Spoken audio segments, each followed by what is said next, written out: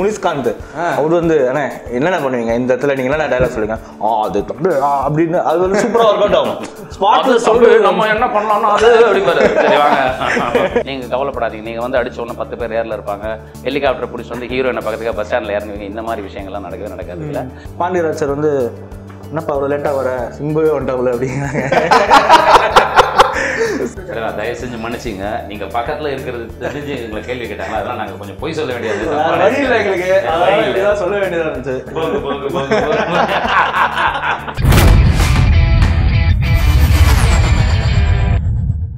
Behind roots the untitled show with Ashiq. இந்த episode வந்து ஒரு போங்கு ஸ்பெஷல்னே சொல்லலாம். ஏன்னா வந்து போங்கு டீமில் நம்ம கூட இருக்காங்க. ஸோ வெல்கம் நட்டி சார் அவர்கள். வணக்கம் சார், எப்படி இருக்கீங்க? நல்லா இருக்கேன். ரொம்ப சந்தோஷம். Thank you so much brother. Hi brother, நல்லா இருக்கீங்களா?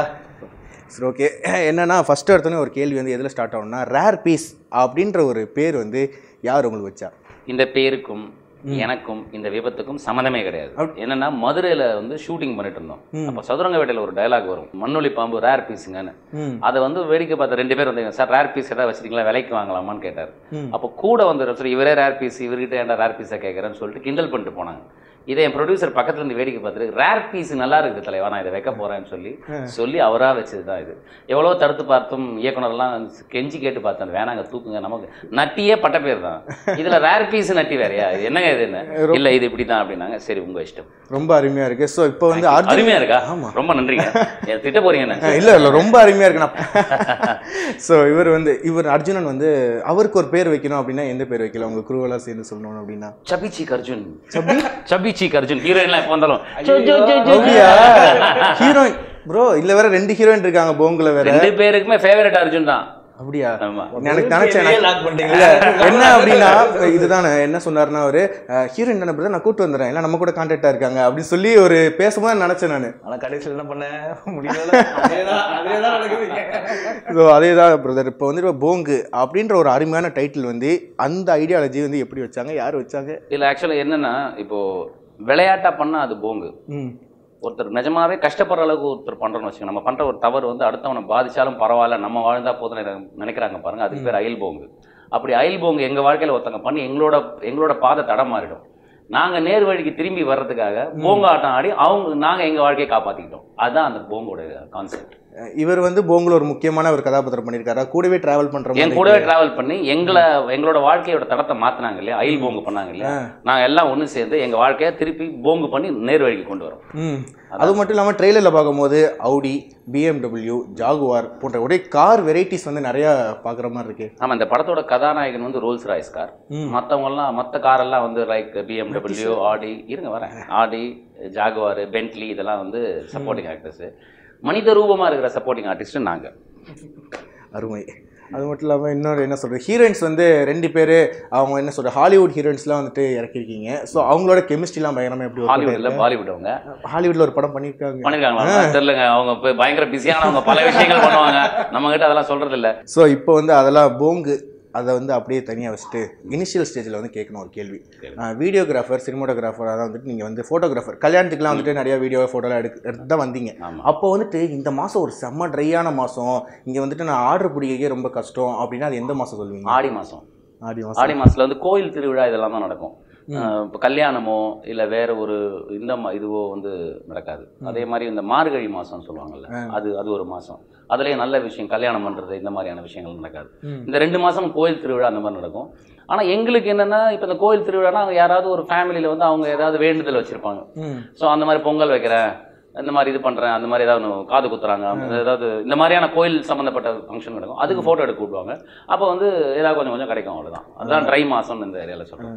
இனிஷியல் ஸ்டேஜில் நீங்கள் வந்து ஒரு வீடியோகிராஃபராக தொடங்கியிருக்கீங்க. நீங்கள் பிரதர் ஆடி மாதத்தில் ட்ரையாக இருந்தது, இப்போ ஆடி காரோட நடிக்கிறாரு, அதான் லிங்க்கு. நீங்கள் பிரதர் இனிஷியல் ஸ்டேஜில்? நான் அசிஸ்டன்ட் டேரக்டர் தான் ஆரம்பித்தேன். ஃபஸ்ட்டு டெலிவிஷனில் அப்ரண்டிஸாக ஒர்க் பண்ணிருந்தேன். அதுக்கப்புறம் அசிஸ்டன்ட் டேரக்டராக ஒர்க் பண்ணிட்டு இப்போவும் அசிஸ்டன்ட் டேரக்டராக ஒர்க் பண்ணிட்டு இருக்கேன். ப்ளஸ் நான் ஆக்டிங்கும் பண்ணேன். அசிஸ்டன்ட் டேரக்டர் எந்த படத்தில் ஒர்க் பண்ணிட்டு இருக்கீங்க? நான் இப்போ இறுதி சுற்று கூட ஒர்க் பண்ணேன் அசிஸ்டன்ட் டேரக்டராக. ஓகே. அனுராக் கஷ்யப் அவர் கூட வந்துட்டு ஃபஸ்ட்டு படமே வந்து நீங்கள் அவங்க கூட தான் பண்ணீங்க. 3 படம் கிட்ட ஒர்க் பண்ணியிருக்கீங்க. என்னைக்காவது அவர் டேரக்ஷன் ஒரு படம் பண்ணிடணுப்பா அப்படின்னு ஃபீல் பண்ணி உண்டா? அவர் டேரக்ஷனில் சினிமாட்டோகிராஃபி பண்ணிட்டேன், அதுக்கு மேலே இல்லை ஒரு என்ன சொல்கிறேன்னா, ஒரு இந்த ரோல் நம்ம பண்ணியிருக்கலாமே அப்படின்ற ஒரு தாட் என்னைக்காவது வந்திருக்காங்க? இல்லை, வந்ததில்லை. என்னன்னா, நான் சினிமாட்டோகிராஃபி பண்ணும்போது நடிப்பை பற்றி யோசிக்க மாட்டேன், நடிக்கும்போது சினிமாட்டோகிராஃபி பற்றி யோசிக்க மாட்டேன். அந்த ரெண்டாவது வந்து நானும் 2 ஃபீச்சர் ஃபில் பண்ணோம், ஒரு டெலிவிஷன் கட் பண்ணோம். அதான் லாஸ்ட் ட்ரெயின் டு மகாகாளி, அதுக்கப்புறம் பாஞ்ச். அன்ஃபார்ச்சுனேட்லி அது ரிலீஸ் ஆகல. அப்புறம் பிளாக் ஃப்ரைடே பண்ணோம். பிளாக் ஃப்ரைடே வந்து உலக அளவில் பேசப்பட்ட ஒரு சிறந்த படத்தில் அதுவும் ஒன்று. அண்ட் அதான் அவன் சொல்கிறேன், almost work as co director for நான் அந்த மாதிரி தான் சினிமாட்டோகிராஃபி பண்ணும்போது எல்லா டைரக்டர்ஸும் அப்படி தான் நம்ம ஒர்க் பண்ணி கொடுக்குறோம். ஸோ அதனால் எனக்கு அந்த நேரத்தில் நடிப்பை பற்றியோ இதை பற்றி யோசிக்கக்கூடிய ஒரு இது சந்தர்ப்பமே நடக்கல. 2017 அவர் தான் ரொம்ப பிஸி. ஏன்னா அவர் தான் வனமகன், டிக் டிக், அந்த 60 நாட்கள் போட நிறைய படங்கள் புக் ஆயிருக்காரு. ஸோ எப்படி இவரெல்லாம் ஷூட்டிங் கூப்பிட முடிஞ்சுச்சு? இல்லை வந்துட்டாரா கரெக்டா? அதெல்லாம் கரெக்ட். அதெல்லாம் நல்ல டைமிங் சென்ஸ், அருமையாக சின்ன சின்ன சேஞ்சஸ், சின்ன சின்ன சீனில் வந்து நம்ம ஏதாவது உட்காந்து பேசி ரிஹர்சல் பண்ணும்போது இம்ப்ரோவைசேஷன். ஏன்னா அவர் டைரக்ஷன் டிபார்ட்மெண்ட்டில் ஒர்க் பண்ணுறாரு இல்லையா? ஸோ அதனால அந்த கம்ஃபர்ட் ஜோன் வந்து இருக்கும். ஸோ நிறைய விஷயங்கள் நான் சொல்லி இந்த டைலாக் இப்படி மாற்றணும், ஏன் இப்படி மாற்றவனா இப்படி பண்ணலாம், இன்னும் நல்லா இருக்கும், அப்படி இம்ப்ரோவைஸ் பண்ணி பண்ணுறது தான். சீரியஸாக அந்த ஒரு ஃப்ரீடம் ஆக்சுவலாக டைரக்டர் எங்களுக்கு கொடுத்தாங்க. 100%. ஒரு சீன் இது பண்ணும்போது இப்படி பண்ணலாம் அப்படி பண்ணலாம்னு சொல்லிட்டு டைரக்டர் எல்லாமே சேர்ந்து முனிஸ்காந்த் அவர் வந்து என்னென்ன பண்ணுவீங்க இந்த இடத்துல, நீங்க என்ன டைரக்ட் சொல்லுங்க அது அப்படின்னு, அது வந்து சூப்பரா ஒர்க் அவுட் ஆகும். நம்ம என்ன பண்ணலாம்னா அது அப்படிம்பாரு. சரி வாங்க. அதான் இப்போ டைரக்டர் தாஜ் வந்து அவங்கள்ட்ட வந்து கதை சொல்லும் போது இந்த பாயிண்ட்ல கண்டிப்பா அந்த படம் நம்ம பண்றோம் அப்படின்னு சொல்லி ரெஜிஸ்டர் ஆன பாயிண்ட் சொல்ல முடியுமா? அவர் எனக்கு லைனா சொன்னாரு, அதாவது எல்லார் வாழ்க்கையிலும் எதிர்பாராத ஒரு சம்பவம் நடக்கும், அது வந்து அந்த சம்பவம் வந்து அவர் வாழ்க்கையின் போக்கை திருப்பி போடும். அப்புறம் வந்து நான் அப்படி நடந்தாலும் கூட நம்ம நேர் வழியில போகணுங்கிறது தான் சார் லைன் இது அப்படின்னு சொல்லிட்டு அப்புறம் ஸ்க்ரீன் பிளே எனக்கு சொன்னார். ஸ்க்ரீன் பிளே சொல்லும்போது மாஸா இருந்தது. நான் சொன்னேன், சார் கான்செப்ட் ட்ரிவன் தான் நாங்கள் இது வரைக்கும் நான் பண்ணிட்டு இருக்கேன், நான் மாஸுக்கு நான் ஃபிட்டாக வேணான்னு தெரியாது அப்படின்ற மாதிரி சொன்னேன். இல்லை சார், யதார்த்தத்தை மீறாத ஒரு மாஸ் படமாக இருக்கும் சார், நீங்கள் கவலைப்படாதீங்க, நீங்கள் வந்து அடிச்ச உடனே 10 பேர் ஏரில் இருப்பாங்க, ஹெலிகாப்டர் பிடிச்சி வந்து ஹீரோயினை பக்கத்துக்கு பஸ் ஸ்டாண்டில் இறங்குவீங்க, இந்த மாதிரி விஷயங்கள்லாம் நடக்காது. இல்லை, யதார்த்தமாக இருக்கும், அதே நேரத்தில் மாஸாகவும் இருக்கும், அந்த மாதிரி பண்ணலாம்னு சொல்லி total screen play story board போட்டு எடுத்துருந்தாங்க. இது இப்போ இப்படி நடக்கும், என்னென்ன பேக்ட்ராப்பில் நடக்கணும்.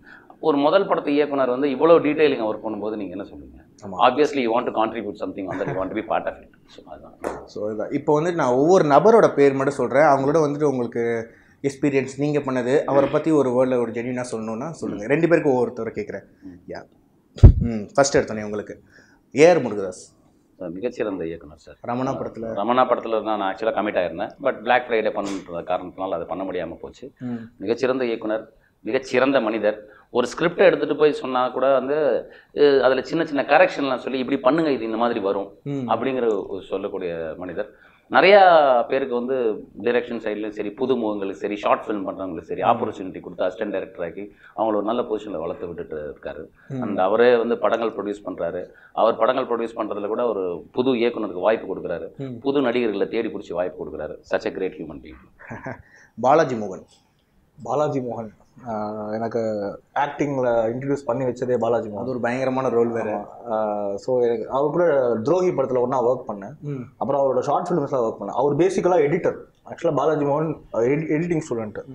ஸோ அவர் தேவையில்லாத ஷார்ட் இப்போது சரி ஓகே பார்த்துக்கலாம் அப்படின்னு சொல்லிட்டு ஒரு லுக் விட்டு போகும், அதெல்லாம் எனக்கு தேவையில்லை, எங்க பார்த்துக்கலாம் கூட கட்டு.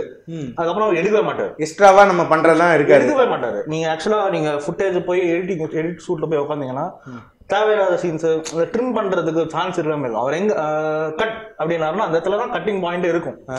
ஸோ அந்த ஒரு பெரிய ஒரு ஸ்கில் பாலாஜி. அதே மாதிரி அவர் ஹாலிவுட்ல நிறைய படங்கள் பார்ப்பார்.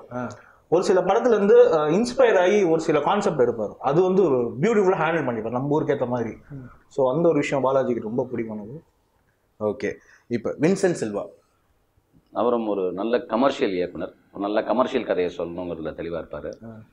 எப்படி சொல்கிறது, ஒவ்வொரு விஷயத்தையும் வந்து பொறுமையாக ஹேண்டில் பண்ணார். அதாவது இந்த சீன் இப்படி வேணாங்க, கொஞ்சம் பொறுமை, இந்த சீன் இன்னைக்கு முடிக்கலாங்கிற நிலைமை இருந்தால் கூட வேணாம், அவங்களால வரலன்னா நாளைக்கு பண்ணிப்போம், அந்த மாதிரியான ஒரு கம்ஃபர்டபுளான பர்சன். அவர் இன்னும் கமர்ஷியல் படங்கள் பண்ணணும், அதுதான் என்னுடைய விருப்பம். ஜெயம் ரவி நான் வந்து ஆக்சுவலாக ஒரு மிகப்பெரிய ஒரு ஹீரோ. பட் அவர் கூட ஒர்க் பண்ணும்போது, அவர் கூட இருக்கும்போதுல தான் பெரிய ஹீரோ அப்படிங்கிற ஒரு தாட் அவருக்கு இருக்காது. இப்போ அந்த சீனில் வந்து அவர் ஆக்சுவலாக வனமகனில் பார்த்தீங்கன்னா ஃபுல்லாக காட்டுவாசியாக தான், டைலாகே இல்லையாமே படம், டைலாகே இல்லை படத்தில், காட்டுவாசியாக தான் நடிச்சிருப்பாரு. ஸோ பார்த்தீங்கன்னா ஃபுல் க்ரௌட் இருக்கும், சுற்றி ஆளுங்க இருக்கும். பட் இவர் வந்து ஒரு சின்ன ஒரு ஷார்ட்ஸ் மாதிரி ஒன்று போட்டுக்கிட்டு உடம்பு நல்லா இருக்கும், நம்ம அந்த உடம்பு வச்சு காட்ட முடியாதுன்னு வச்சுக்கோங்களேன். அவர் அதெல்லாம் கேர் பண்ணல, படத்துக்கு இது வேணுமா பண்ணுவார். ப்ளஸ் எக்ஸ்பெரிமெண்டல் மூவிஸ் நிறையா பண்ணார். ஸோ அந்த ஒரு விஷயம் வந்து ஒரு மிகப்பெரிய ஒரு அட்வான்டேஜ். மிருதனாக இருக்கட்டும், இப்போ டிக் டிக் டிக் கூட வந்து ஃபுல்லாக ஸ்பேஸ் கான்செப்ட் தான். ஆக்சுவலாக வனமகன் டிக் டிக் டிக்கும் கான்ட்ராஸ்ட் தெரியும்ல.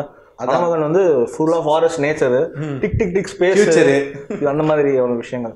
ஸோ ரிசர்ச், ஒரு நல்ல ஒரு ரிசர்ச் பண்ணுற ஒரு ஸ்கிரிப்டெல்லாம் எக்ஸ்பெரிமெண்டல் ஸ்கிரிப்ட்ஸ்லாம் நிறையா பண்ணுவார். ஸோ நைஸ் ஒர்க்கிங் வித் சூப்பரான மனிதர் சுசீந்திரன் சார். அதாவது நிறையா புதுமுகங்கள் இன்னைக்கு வந்து ஒரு நல்ல பொசிஷனில் இருக்கிறது காரணம் வந்து சுசீந்திரன் சார். அவர் வந்து வெண்ணிலா கபடி குழுவாக இருக்கட்டும், அதாவது அந்த வாழ்வியல்னு ஒன்று சொல்லுவாங்கள்ல, அதில் ரொம்ப எக்ஸ்பர்ட்டு. அந்த ஒரு நல்ல விஷயத்தை எடுத்துக்கிட்டு அதுக்காக அதை சுற்றி பண்ணக்கூடிய இயக்குநர்களில் ஒருத்தர். அவர் கூட எனக்கு அனுபவம் ஒரே ஒரு படம், அந்த ஜீவா படத்தில் ஒரு அந்த சாங் வந்து அதை பற்றி ஒரு கொஸ்டின் இருந்துச்சு. இப்போ வந்து அவர் வந்து நடி சார் நீங்கள் வந்து பண்ணிடுங்க அப்படின்னு சொல்லும்போது ஏன் சார் நீங்கள் சூஸ் பண்ணீங்க அப்படின்ற ஒரு கேள்வி வந்துச்சு அவங்களுக்கு. கண்டிப்பாக வந்துச்சு. முதல்ல என்ன பண்ணார், ஒரு போனேன் மீட் பண்ணால், வாங்க சார் மீட் பண்ணலாம் சார், ஒரு விஷயம் பேசணுன்னாரு. சரின்னு போனேன், இந்த சாங்கை போட்டு காமிச்சாரு, நல்லா இருக்கே சார் அப்படின்னு. நீங்கள் பண்ணுங்கன்னாரு. நான் ஷூட் பண்ண தான் சொல்கிறாருன்னா பண்ணலாம் சார், ஒன்றும் பிரச்சனை இல்லைன்னு சொல்லிட்டு, அப்புறம் நீங்கள் தான் நடிக்கிறீங்கன்னாரு. எனக்கு ஒன்று என்ன சார் எனக்கு ஒரு சாங்க்கு கூப்பிட்றீங்கன்னு. இல்லைங்க, எனக்கு உங்களை எனக்கு ரொம்ப பிடிக்கும், இந்த மாதிரி வந்து நீங்கள் சதுரங்க வேட்டையை பார்த்தேன், இந்த படத்தில் உங்களை என்ன யூஸ் பண்ண முடியல, எனக்கு அவங்களுக்கான ஸ்பேஸ் இல்லை, அட்லீஸ்ட் ஒரு சாங்கில் நீங்கள் வந்துட்டு போனேன் நான் சந்தோஷப்படுவேன். அப்படி பண்ண ஒரு சாங் தான் அது. ரெண்டாவது அதை விஷால் சார் ப்ரொடியூஸ் பண்ணாங்க, டிஸ்ட்ரிபியூட் பண்ணாங்க, நண்பர் ஆர்யா அவங்க வந்து ப்ரொடியூஸ் பண்ணாங்க. ஸோ இதெல்லாம் எல்லா நண்பர்கள் குழாமல் இருப்போம். சரி, லெட் அஸ் பி சப்போர்ட், எல்லாருக்கும் அடுத்தவங்களை சப்போர்ட் பண்ணுறது நல்லது தானே. ஆக்சுவலாக சுசீந்திரன் சார் நான் ஆதரா கால் சைடு ஒர்க் பண்ணேன். அதில் வந்து அவர்கிட்ட ஒரு பிடிச்ச ஒரு விஷயம் என்ன அப்படின்னா, ஒரு படம் வந்து சீன்ஸ் போயிட்டு இருக்கும், பட் அதில் இருக்கிற ஒரு பேக்ரவுண்ட் விஷயங்கள் இருக்குல்ல, அதில் வந்து ரொம்ப கான்சென்ட்ரேட் பண்ணுவார். சரி, ஒரு அசிஸ்டன்ட் டைரக்டர் வந்து ஒரு வேலையை வந்து என்ன சொல்லுவாங்க, சீன்ஸ் நான் பார்த்துக்கிறேன், டைரக்டர் வந்து பேக்ரவுண்ட்லாம் கோஆர்டினேட் பண்ணிக்குவாங்க அப்படிமா. இவர் போய் மெனக்கெட்டு அந்த பேக்ரவுண்டில், ஆக்சுவலாக அது படத்தில் நீங்கள் பார்த்தீங்கன்னா உங்களுக்கு தெரியாது, பட் ஒரு சினிமா லவ்வர்ஸ் அவங்களாம் வந்து அந்த டீட்டெயிலிங்லாம் ரொம்ப பார்ப்பாங்க. இல்லைன்னா சின்ன சின்ன விஷயங்கள், இப்போ ஒரு சீன் பாட்டு அது போயிட்டு இருக்கும், ஹீரோயின் பேசிருப்பாங்க, அது பின்னாடி ஓரமாக ஒரு விஷயம், ஒரு டீட்டெயிலிங் கொடுத்துருப்பாரு, அது பியூட்டிஃபுல்லாக இருக்கும் அந்த டீட்டெயிலிங். ஆமாம், அந்த டீட்டெயிலிங். சரி, ஓகே. இப்போ உங்களுக்கு வந்து ரொம்ப பிடிச்சாரு எஸ்டிஆர்? சிம்பு சாரோட ஆக்சுவலாக இது நம்மளால் ஒர்க் பண்ணேன், 2 நாள் தான் ஒர்க் பண்ணேன் அவர் கூட. ஃபர்ஸ்ட் டே வந்து ஒரு ஆக்சுவலாக நான் லேட்டாக போயிட்டேன். ஏன்னா மார்னிங் தான் எனக்கு ப்ரோக்ராமே சொன்னாங்க, சார் ஃப்ரீயாக இருக்கீங்களா வாங்க ஷூட்டிங் வாங்கன்ட்டாங்க. ஐயோ என்ன சார், அதுவும் எங்கள் தாம்பரம் தாண்டி இங்கே வச்சுட்டாங்க சார், வரும்போது டிராஃபிக்கில் போகிறதுக்குள்ளேயே ஒரு 2 ஷர்ட் வாங்கிட்டு வந்துருங்க சார் உங்களுக்குன்ட்டாங்க. ஸோ நான் போய் காலையில் இப்போ 9 மணிக்கு என்ன கடை திறந்துருக்கும், ஸோ போயிட்டு கடைலாம் ஓப்பன் பண்ணதுக்கப்புறம் வாங்கிட்டு போனேன். பாண்டியராஜ் சார் வந்து என்னப்பா அவ்வளோ லேட்டாக வர, சிம்புவே வந்துட்டாவில் அப்படிங்கிறாங்க. சரி போனா போயிட்டு எனக்கா சரி சிம்பு ஃபர்ஸ்ட் டைம் அப்போ நான் பட்டிங் பீரியட் தானே எனக்கு. ஸோ சிம்புவை பார்த்துட்டு நீங்கள் தான் இந்த காதலி சுடுப்புட்டு அப்படில நல்லா பண்ணீங்க பிரதர் அப்படின்னாரு. அப்பா தேங்க்ஸ் சார் அப்படின்னு.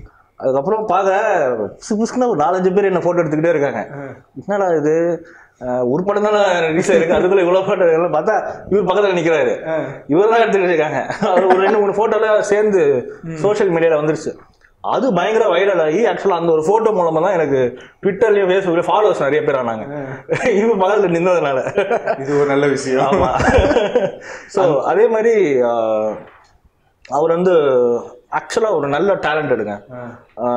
டைரக்ஷனாக இருக்கட்டும், பாண்டியராஜ் சாரே வந்து சூப்பர் சிம்பு ரொம்ப பாராட்டுவார். ஏன்னா பாண்டியராஜ் சார் வந்து ஒரு உங்களுக்கு தெரியும்ல, ஸ்கிரிப்ட் எவ்வளோ ரெடி பண்ணி எவ்வளோ பக்காவாக பண்ணியிருப்பாரு. இவர் கொடுக்குற சஜஷன் வந்து ஒரே ஒரு சஜஷன் தான் கொடுப்பாரு, பட் அது ரொம்ப ஹெல்த்தியாக இருக்கும். ஸோ அந்த மாதிரி ஒரு டேலண்டட் பர்சன் தான் சிம்பு. ராதாரவி சார் சார் மிகச்சிறந்த நடிகர் சார். அவரோட நான் இந்த படம் எங்கிட்ட போது அதை பண்ணியிருந்தேன். அதாவது அவர் கமல் சார், ரஜினி சார் அவங்க பாரில் நடிக்கக்கூடிய ஒரு நடிகர்கள் அவர் ஒருத்தர். சர்வசாதாரணமாக ஒரு சின்ன டயலாக் இருந்தால் போதும், அதில் சின்ன மாடுலேஷன்லேயே சாப்பிட்டு போயிடுவார். மிகச்சிறந்த மனிதர், அடுத்தவங்களுக்கு ஹெல்ப் பண்ணுறவர். அண்ட் ஒரு சின்ன பிரச்சனைகள் இருந்தால் கூட முன்னாடி நின்று பேசி அதை ஷார்ட் அவுட் பண்ணக்கூடிய மனிதர். அவர் மாதிரி மனிதர்களோட நம்ம நடிக்கிறதே சந்தோஷமான ஒரு பெரிய விஷயம். ஸோ ஒவ்வொரு படத்துலையும் நம்ம ஏதாவது இருந்தால் கேட்குறது, அதுக்கு முன்னாடி யோசிச்சுட்டு கேட்குறது, அவருக்கு ஏற்ற மாதிரி இருக்கணும், நம்ம மாதிரி சின்னதாக ஏதாவது கூப்பிட்டு போகிறோம், அப்படிங்கிற ஒரு விஷயத்துல மட்டும் ஆக்சுவலாக எங்கிட்ட மோதாது இல்லை இந்த தேட்டரில் சீன் ஒன்று ஒரு அந்த சீன்ல வந்து எனக்கு பெரிய அதுல எனக்கு பெரிய கிளாப் கிடைச்சது. அதுக்கு காரணமே ராதா ரவி சார். அவர் தான் சொன்னேன், நீ வந்து இப்போ நின்று இந்த ஒரு போஸ்டர்ல சொல்றியா அதை அப்படியே மெயின்டைன் பண்ணு நட்டி, ரொம்ப நல்லா இருக்கு, புதுசா இருக்கு, நீ வந்து மாத்தாத, இதுக்காக அதுக்காக அதை பண்ணலாம் இதை பண்ணலாம், இந்த ரைஸ் பண்ணி சொல்லணும் அந்த மாதிரிலாம் பண்ணாத. இப்போ ஒரு ரிஹர்சலும் போது ஒரு மாடுலேஷன் இப்போ நீ சொல்றிய இது அப்படியே எனக்கு வேணும் அப்படின்னு நம்ம ரிஹர்சலும் போது கொஞ்சம் என்ன வரப்போகுதுன்னு தெரியாதுல்ல. இப்போ நம்ம என்ன பண்ண போறோம் அவங்க என்ன பண்ண போறாங்கன்னு தெரியாது. அப்போ நம்ம சாதாரணமாக சொல்லுவோம்ல, இல்லை சார் அவர் வந்தார் அவர் போனார், இல்லை சார் இப்படி நடக்கும் சார், இது நல்லா இருக்கு, இது அப்படியே ஃபாலோ பண்ணு, அது சொன்னதுனால தான் அதை அப்படியே பண்ண வேண்டியது. ஓகேண்ணே. விஜய் சேதுபதி அவரை ஃபர்ஸ்ட் நான் எப்போ மீட் பண்ணேன் அப்படின்னா, அவர் ஒரு படத்துக்கு ஒரு ஹீரோக்கு டப்பிங் கொடுத்துட்டு இருந்தார். அப்போது மீட் பண்ணேன். அப்போது சொன்னேன், இந்த மாதிரி உங்கள் படம் நேஷ்னல் அவார்டு வாங்கியிருக்கு சார். எங்கள் படம் நான் எங்கே வாங்கினேன், படம் தானே வாங்கிச்சு அப்படின்னு. ரொம்ப ஒரு ஜாலியான ஒரு மனுஷங்க. அவர் ஷூட்டிங் ஸ்பாட்லலாம் சேர்லாம் உட்கார மாட்டார், லைட்டில் கீழே லைட் மேலே உட்காந்தாலும் அவர் பதில் போய் உட்காந்துப்பார். அதுக்கப்புறம் சாப்பாடு வீட்டிலேருந்து எதாவது எடுத்துகிட்டு வந்தால் யூனிட்டில் போய் அவர் போய் சர்வ் பண்ணிட்டுருப்பாரு. அவர் வீட்டிலேருந்து எடுத்துகிட்டு அவர் வீட்டிலேருந்து எடுத்து அந்த மாதிரி ஒரு மனிதர். டவுன், அதாவது என்ன சொல்கிறது, ரொம்ப யதார்த்தமான ஒரு மனிதர். ப்ளஸ் என்னன்னா, ஒரே ஒரு இது, அவர் கொஞ்சம் இந்த பாடிக்கு வந்து உடம்புக்கு வந்து கொஞ்சம் மெயின்டைன் பண்ண மாட்டேங்கிறாரு. திடீர்னு குண்டாகிறாரு, திடீர்னு ஒல்லியாகிறாரு. ஸோ அந்த ஒரு விஷயம் வந்து அவர் கொஞ்சம் பார்த்துக்கணும். என்னோட ஃப்ரெண்ட்லி அட்வைஸ், பிரதர்லி அட்வைஸ் அது. இப்போ உங்களுக்கு Akshay Kumar sir fittest of the fittest இந்த இந்திய சினிமா பில்லர்ஸில் அவரும் ஒருத்தர். அண்ட் அவர் கூட ஒர்க் பண்ணும்போது புது கான்செப்டுக்கு ரெடியாக இருப்பார். ஆனால் அவர்கிட்ட இருக்கும்போது டிசிப்ளின் ரொம்ப முக்கியம். அவர்கிட்ட இருந்து கற்றுக்கிட்டேன். டைமிங் ஆகுது, நீங்கள் ராத்திரி 1 மணிக்கு நீங்கள் லொக்கேஷனில் ரெடியாக இருக்குன்னா 12:45 ஃபுல் கெட்டப்போட ரெடியாக இருப்பார். 8 மணி நேரம் வேலை செய்வார். அந்த 8 மணி நேரமும் he'll work like a machine. அவ்வளோ ஆக்டிவாக, அவ்வளோ ஃபாஸ்ட்டாக. ஃபிட்னஸ் வந்து நம்மளே எங்கேயாவது கொஞ்சம் ஒரு மாதிரி லூஸாக இருக்கும், ப்ராப்பராக மெயின்டைன் பண்ணலன்னு தெரிஞ்சால் வாங்க 2 பேரும் வாங்க புஷ்அப்ஸ் எடுப்போம் சொல்லி உட்கார வச்சு எதாவது பண்ணி விட்டு அந்த மாதிரியான ஒரு மனிதர். அடுத்து அவங்களை வந்து ஃபிட்டாக இருங்க எல்லாரும் அப்படின்னு சொல்கிற ஒரு மனிதர். மிகச்சிறந்த நடிகர். அவர் காமெடி டைமிங் சென்ஸ் அவர் அடிச்சிக்க முடியாது. அவர் ஆன் ஸ்க்ரீனில் அவர் பண்ணுறாருல அது வெறும் 10% தான். ஆஃப் ஸ்க்ரீனில் அவர் பண்ணுற விஷயங்களை பார்த்தீங்கன்னா சிரிச்சுட்டு இப்போ சீனை வந்து எப்படி வேணாலும் மாற்றி விட்டுருவாரு. அப்புறம் டைரக்டர்ஸ் வேணா சார் இது இவ்வளோ தான் வேணும் இந்த அந்த மாதிரி மாற்றிப்பாங்க. அவர்கிட்ட ஆக்சுவலாக ஃப்ரீடம் கொடுத்தீங்கன்னா வேறு இடத்துக்கு எடுத்து போயிடுவார். அந்த மாதிரியான ஒரு மனிதர். இப்போ அவருக்கு நட்டி brother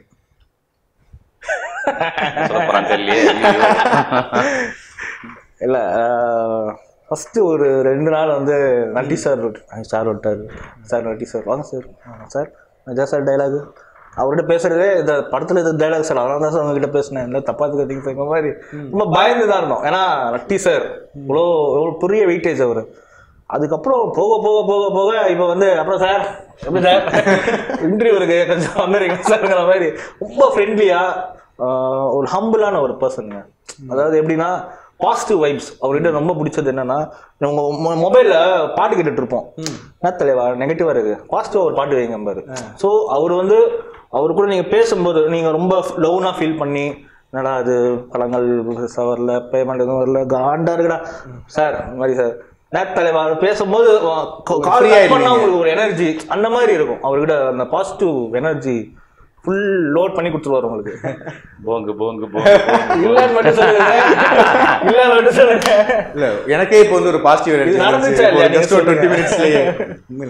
thank you so much. Okay, உங்கள்ட்ட வந்து லாஸ்டா இளைய தளபதி விஜய் அவர்கள் யூத்ல இருந்து நிறைய நான் அவரை பத்தி நிறைய சொல்லியிருக்கேன். பட் ஒவ்வொரு வாட்டியும் சொல்லுவேன், இன்னும் சொல்லுவேன். மிக சிறந்த மனிதர், அதாவது ஒரு தங்கமான மனிதர், ஃபுல் ஹியூமன் பீயிங் சொல்லுவாங்க. அது மாதிரி உலகத்துக்கு அவர் வந்து எவ்வளோ பேருக்கு ஹெல்ப் பண்ணுறாரு. தெரிஞ்சு ஹெல்ப் பண்ணுறது வந்து ரொம்ப கம்மி. தெரியாமல் அவர் எவ்வளோ பேருக்கு வந்து படிப்பும் சரி இது சரி எவ்வளோ விஷயங்களுக்கு ஹெல்ப் பண்ணுறாரு. அருமையான சென்ஸ் ஆஃப் ஹியூமர் உள்ள மனிதர். அவர் நார்மலாக பார்க்கும்போது அமைதியாக உட்காந்துருப்பார். அவர் மோஸ்ட்லி நீங்கள் லொக்கேஷனில் தான் பார்ப்பீங்க. நீங்கள் தனியாக பர்சனலாக அவர் வீட்டில் இருக்கும்போதோ இல்லை ஃப்ரெண்ட்ஸோட இருக்கும்போது வாய்ப்பு ரொம்ப கம்மி. நம்ம அந்த ஆக்சஸ் உங்களுக்கு இருக்கிறது வாய்ப்பு இல்லை. நான் அப்படியே அவரை பார்த்துருக்கேன். ஆக்சுவலாக கலகலப்பான மனிதர். லொக்கேஷனில் இருக்கும்போது அவர் என்ன அதை எடுத்து சீன் எடுக்கிறாங்க, இந்த சீனுக்கு நம்ம என்ன பண்ணோம், அவர் மைண்டில் அது போயிட்டே பண்ணிருப்பாங்க. அவர் தான் என்ன கான்ட்ரிபியூட் பண்ண போறேங்கிறத ரொம்ப அப்படியே தெளிவாக அதையே யோசிச்சுட்டு இருப்பார். ஸோ அதனால உங்களுக்கு வந்து ரொம்ப ரொம்ப ரிசர்வ் டைப் பண்ணலாம் தோணும். அதாவது எப்படி கலகலப்பான மனிதர்கள் அவரும் ஒருத்தர். அண்ட் தங்கமான மனிதர். நட்புன்னு சரி அடுத்தவங்க கஷ்டப்பட்டா அவருக்கு பிடிக்கவே பிடிக்காது. யாராவது ஒரு சின்ன டல்லா அப்படி டயர்டா என்ன ஆச்சு அப்படின்னு கேட்டு போவார். அப்படி கேட்டு போறாருன்னா அவரோட பிரச்சனைகள்லாம் அடுத்த நிமிஷம் அவங்க அசிஸ்டன்ட் மூலமா அவர்கிட்ட போய் சேர்ந்துரும். என்ன பண்ணி கொடுங்க அவங்களுக்கு, அந்த மாதிரி எல்லாத்தையும் சார்ட் அவுட் பண்ணுவார். So it's such a great human being. இப்போ உங்க 2 பேரும் சேர்த்து ஒரு கேள்வி. டைரக்டர் தாஜ் அவரை பத்தி நீங்களும் சொல்லணும். முதல் படம் மாதிரி தெரியாது நீங்க படம் பார்த்தீங்கன்னா. அந்த சொல்ல வந்த கதையில எடுக்க வேண்டிய விஷயத்தை கரெக்டாக டீடைலிங் பண்ணி ப்ராப்பராக வச்சிருப்பார். இன்னைக்கு தான் பண்ண போகணும். இம்ப்ரோவைசேஷனில் நாங்கள் ஏதாவது மாற்றினா அது அவருக்கு தேவைப்பட்ட இடத்துக்கு வர, தேவைப்படலன்னா நம்ம அடுத்த படத்தில் பார்த்துக்குமா பிரதர் அப்படின்னு அந்த மாதிரியான ஒரு மனிதர். அண்ட் டிரெக்ஷன் மட்டும் கிடையாது அவர்கிட்ட என்னன்னா அந்த ப்ரொடக்ஷன் வேல்யூவும் சேர்த்து பார்க்கறது. இன்னைக்கு இந்த சீனை முடிச்சா இன்னைக்கு ஒரு நாள் எக்ஸ்டெண்ட் பண்ணால் இவ்வளோ இத்தனை லட்சம் ரூபாய் செலவாகும் தயாரிப்பாளருக்கு. இந்த மாதிரி விஷயங்கள்லாம் கால்குலேட் பண்ணி சொன்ன டைம்ல முடிச்சு கொடுக்குற. நீங்க சொல்லுங்க பிரதர். அதான் சொல்லிட்டாரு எல்லா பாயிண்ட்டும் முடிஞ்சிருச்சு அப்படின்றதால சொல்ல மாதிரி ரொம்ப சாஃப்டான ஒரு மனிதர். அசிஸ்டன்ட் டைரக்டர் திட்ட மாட்டாருங்க. ரொம்ப வந்து ஹரி இன்னும் அந்த சீன் என் பாயிண்ட் ரெடி பண்ணல, சீக்கிரம் பண்ணு. அதே மாதிரி நாங்கள் ஏதாச்சும் இம்ப்ரவைஸ் பண்ணி அவருக்கு பிடிக்கலன்னு வைங்களேன், இது நல்லா இல்லை அப்படின்னு மூஞ்சி லட்சம் மாதிரி சொல்ல மாட்டாரு. இது நல்லா இருக்கு பட் அதையும் எடுத்துப்போம் இதையும் எடுத்துப்போம், நம்ம எது சரி விடுங்க எப்படி அது வராது இல்லை சிரிப்பார். அதிலே தெரிஞ்சிடும் அவருக்கு இது சாட்டிஸ்ஃபேக்ஷன் இல்லை அப்படின்னு. ஸோ வேணாம்னு சொல்றதை கூட மூஞ்சி லட்சம் மாதிரிலாம் சொல்ல மாட்டாரு. ஸோ அந்த மாதிரி ரொம்ப ஒரு ஜென்டிலான ஒரு கைண்ட் ஹியூமன் பீயிங். சரி ஓகே, இதெல்லாம் கேட்டுக்கிட்டீங்களா நீங்க? அப்படியே உள்ள என்ட்ரா ஆகிட்டீங்க. தயவு செஞ்சு மன்னிச்சிங்க. நீங்க பக்கத்துல இருக்கிறது தெரிஞ்சு எங்களை கேள்வி கேட்டாங்க, அதெல்லாம் நாங்க கொஞ்சம் பொய் சொல்ல வேண்டியது எங்களுக்கு சொல்ல வேண்டியதா இருந்துச்சு. அதாவது இப்படி ஒரு மனிதரா அப்படின்னு சொல்லி நிறைய உங்களை வந்து புகழ தான் செஞ்சிருக்காங்க. ஸோ நீங்கள் வந்து பயங்கரமாக வேலை வாங்குவீங்களாமே, அவரை வந்துட்டு ரோல்ஸ் ராயல் காரும் ஓட்ட விட்டீங்களா, ஆட்டோவும் ஓட்ட விட்டீங்களா? இந்த குற்றச்சாட்டு சைக்கிள் வரையும் ஓட்டிட்டார். சைக்கிள் ரோல்ஸ் ராயல்ஸ் சைக்கிள் வரையும் அட்டன் பண்ணிட்டோம். அதனால் ரொம்ப ஜாலியான ஒரு டீமு. சாரை பற்றி சொல்லணும்னு ஒரு விஷயமே இல்லை. இவரும் அதே தான். ஒரே வார்த்தையில் மணிரத்னம் சார் வருது. அடுத்த கேள்வி யோசிக்கிறவா வேணாமா?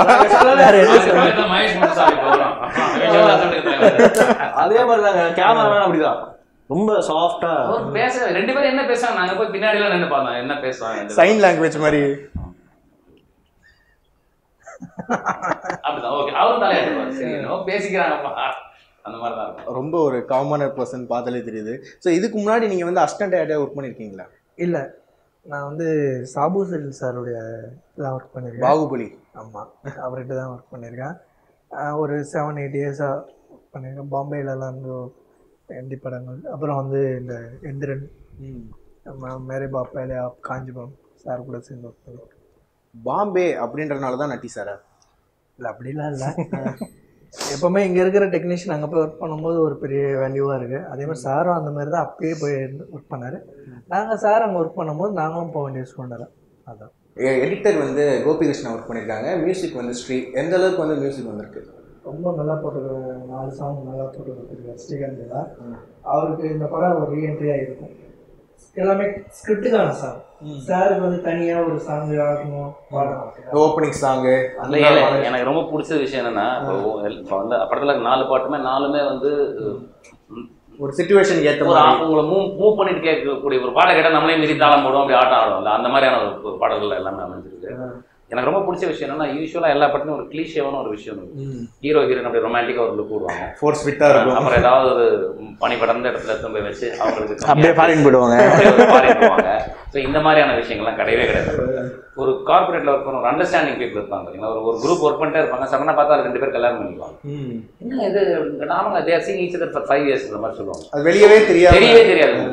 எல்லா விஷயத்துலையும் ஒன்றா இருப்பாங்க. அவங்க இவங்க இருக்காங்களான்னு கூட தெரியாது. ஸோ அந்த மாதிரியான ஒரு விஷயத்தை தான் எனக்கு ஒரு ரோஹித் சிங் சொல்லியிருக்காரு. அதான் சொன்னார் என்கிட்ட, சார் யதார்த்தமானலாம் பண்ண கவலைப்படாதீங்க. நான் கூட நினைச்சேன் 8வது இல்லை எப்படி ஒரு சாங் இருக்கும், எங்கேயாவது சிங்கப்பூர், மலேசியா இல்லை சுவிட்சர்லாந்து பார்க்காத சஜஸ்ட் பண்ணலாம் அப்படின்னு சொன்னா அப்படிலாம் எதுவுமே கிடையாது. வாங்க ஓகே. படத்தில் ஆடியன்ஸ் பார்க்கும்போது அவங்களுக்கு என்ன சாட்டிஸ்ஃபைடாக இப்போ மாறிடுச்சு. சாங் கூட வெளில போயிடுறாங்க. இந்த நம்ம சாங் வந்து அப்படி இருக்காது. உட்காந்து படம் ஃபுல்லாக பார்க்குறவங்க தான் சாங் பீட் ஹை பீட்டாக இருக்கும். ஸ்ரீகாந்த் தேவாக்கு நல்லா வந்து அதையும் மீறி ஹீரோ ஹீரோயினும் ரொமான்ஸ் பண்ணுற மாதிரி ஒரு சாங் வந்துச்சுன்னா அது நடுவில் நான் வந்துடுவேன். கொடுக்க மாட்டேன் பாருங்க எப்படி சொல்றாங்க. அவருக்கு இல்லைன்ற ஒரு படத்துல சாங் வந்து தாமரை. 2 ஹீரோயினோட நான் நினைச்சேன் சரி அர்ஜுனன் அவர்களுக்கு ஒரு ஹீரோயின் இருக்கோ அப்படின்னு நினைச்சேன். 2 ஹீரோயினுக்கு இந்த படத்துல பிடித்த ஒரே மனிதர் வந்து அர்ஜுன் தான். 2 பேரும் பக்கத்துல போய் உட்காந்துக்குவாங்க. பண்ணுவாரு அவன் சோபி சோபி சோபி அவ்வளவுதான். அதோட கட்டு அர்ஜுன் ஷாட்டு கூப்பிடுறாங்கன்னு கூப்பிடுவாங்க. ஷாட்டே இருக்காது. அர்ஜுன் வா அப்படின்னு கூப்பிட்டு போயிடுவாங்க. அவ்வளவுதான். இப்போதான் ஒரு நல்ல ரீல் ஓடிட்டு இருக்கும் போது ரீல் வந்து போச்சு. அது எடிட்டிங் தெரியுங்க. கட் பண்ணி தூக்கிடுவாங்க. படத்து பாடல்கள் அந்த தாமரை மேடம், கபிலன் சார், மதன் கார்கி இந்த மாதிரி இருக்காங்க. ஸோ அவங்களுடைய அப்ரோச்சும் இருக்கும். So people can enjoy. என்னன்னா இந்த படத்தை பொறுத்த வரைக்கும் முக்கியமாக தெளிவாக சொல்ல வேண்டிய ஒரு விஷயம் தான், நீங்கள் வந்து 7 கடல் 7 மலை தாண்டி, அது 7 ஆறு தாண்டி, அதுக்கப்புறம் ஒரு கிளி, ஒரு கூண்டில் கிளி, கிளியோட மெகத்தில் தான் அதில் உயிர் இருக்குது. அப்படிலாம் கிடையவே கிடையாது. நீங்கள் ஜாலியாக படம் பார்க்கலாம், எங்கேஜிங்காக இருக்கும், என்டர்டெய்னிங்காக இருக்கும். ரொம்ப வந்து ஆஹா ஓஹோ தமிழ் சினிமாவை புரட்டி போட போகுது, பக்கத்தில் ஹிந்தி சினிமாவை கூப்பிட்டு தெலுங்கு சினிமாவை கூப்பிட்டு எல்லாத்தையும் மாற்ற போகிறோம், அப்படிலாம் கிடையவே கிடையாது. நீங்கள் உங்களுக்கு என்டர்டெயின்மெண்ட் கேரண்டி. வந்தீங்கன்னா ஓ இப்படி ஒரு விஷயம் நடக்குது, நடக்கலாம்டா, வாய்ப்பு இருக்குடா அப்படிங்கிற ஒரு ஃபீல். அதை எப்படி லைட்டாக சைடில் சொல்லியிருக்காங்க. ஒரு இன்ட்ரெஸ்டிங்கான ஒரு வெட்டிங் இருக்கும், நல்ல பாடல்கள் இருக்கும். அது தவிர இல்லாமல் 25 ஹை அண்ட் காசு இருக்கும். வாழ்க்கையில் சாதாரணமாக எல்லாரும் பார்த்தீங்கன்னா என்னடா பண்ண போற அப்படின்னு கேட்டா, நல்ல வேலை, நல்ல சம்பளம், அருமையான வீடு, ஒரு அழகான காருன்னு. ஸோ அவ எல்லா காருங்கிறது எல்லாரும் வாழ்க்கையில ஒரு பாட்டான ஒரு விஷயம். அதனால என்ன நடக்குது, இந்த மாதிரி மகிழ்ச்சியை கொடுக்கறதே மகிழ்வு தானே, மகிழ்வு தான். ஸோ அந்த மாதிரியான விஷயங்கள்லாம் குழந்தைங்களுக்கு கார் பிடிக்கும். இல்லை நிறைய குழந்தைங்களுக்கு எக்ஸ்பீரியன்ஸ். ஆமா. ஸோ இது என்னன்னா இப்படி என்டர்டைனிங் பண்ணக்கூடிய ஒரு படம். நீங்க வந்தீங்கன்னா படம் பார்த்துட்டு நிம்மதியாக படம் பார்த்துட்டு நீங்கள் உங்கள் ஃப்ரெண்ட்ஸுக்கு ஃபோன் பண்ணி சொல்லலாம், ஃபேமிலியோட போய் பாருங்க. இந்த படத்தில் ரெட்டை அர்த்த வசனமோ அனாவசியமாக எக்ஸ்போஸ் பண்ணுறதோ சில்லற தேடுற மாதிரி விஷயம் கிடையாது. ஆக்ஷனுங்கிற பேரில் கழுத்து அறுத்து போட்டாங்க, கையை உடச்சி தூக்கி போட்டாங்க, காக்கா குத்திட்டு போச்சு, இந்த மாதிரி விஷயங்கள்லாம் கிடையவே கிடையாது. நார்மலாக எல்லாம் ஒரு யதார்த்தம் மீறாத ஒரு மாஸ் படமாக இருக்கும். ஒரு லைட் ஹார்ட் மூவி, ஜாலியாக ரசிச்சுட்டு போகலாம். ஃபியூச்சர் ப்ராஜெக்ட்ஸ் என்னென்ன போயிட்டு இருக்கு? இப்போ ஏதாச்சும் ஒரு லைன் ரெடியாக இருக்கா? யாரை வச்சு பண்ணலாம் அப்படின்ற ஒரு ஐடியா? இல்லை, அது இன்னும் அப்படி ரெடியாக இல்லை. ஏன்னா இந்த போங்குடைய ரிலீஸ்க்கு அப்புறம் தான் அடுத்த வேலை. இந்த படத்தை நம்ம வெற்றிக்காக அவ்வளோ இருக்கும். இந்த அன்டைட்டில் ஷோ வந்து ரொம்பவே ஒரு ஜாலியாக ஒரு ஃபன்னாக போச்சுன்னு நினைக்கிறேன். இந்த எபிசோடில் வந்து உங்களுக்கு எந்த விஷயம் பிடிச்சிருந்துச்சி, எந்த விஷயம் பிடிக்கல அப்படின்லாம் கீழே கமெண்ட்டில் சொல்லுங்கள். அதுக்கப்புறம் வந்து டிஃபால்ட் இல்லை, இந்த வீடியோ என்னென்ன பண்ணுறது? இந்த வீடியோவை லைக் பண்ணுங்கள், சப்ஸ்கிரைப் பண்ணுங்கள், அப்புறம் எல்லாருக்கும் ஷேர் பண்ணுங்கள். திருப்பி உங்களுக்கு வந்ததுன்னா திருப்பி ஷேர் பண்ணுங்கள். அதேதான். முடிஞ்சா இந்த வீடியோ தியேட்டர்ல போய் பாருங்க. இது வீடியோ